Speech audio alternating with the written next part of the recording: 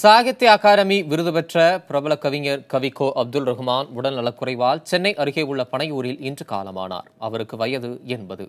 கடந்த சில மாதங்களாக மருத்துவமனையில் சிகிச்சை பெற்று வந்த அவர் உடல்நலம் தேறியதால் கடந்த திங்கட்கிழமை வீடு திரும்பினார். இந்நிலையில் நள்ளிரவில் திடீரென மூச்சுத்திணறல் ஏற்பட்டதால் மருத்துவமனையில் அனுமதிக்கப்பட்ட அப்துல் ரஹ்மான் சிகிச்சை பலனின்றி அதிகாலை உயிரிழந்தார். அப்துல் ரஹ்மானுக்கு மெஹபூப் பேகம் என்ற மனைவியும் சையத் அஷ்ரப், வஹீதா என்ற பிள்ளைகளும் உள்ளனர். அப்துல் ரஹ்மானின் உடல் சென்னை கிழக்கு கடற்கரை சாலையில் உள்ள பனையூரில் பொதுமக்களின் அஞ்சலிக்காக வைக்கப்பட்டுள்ளது.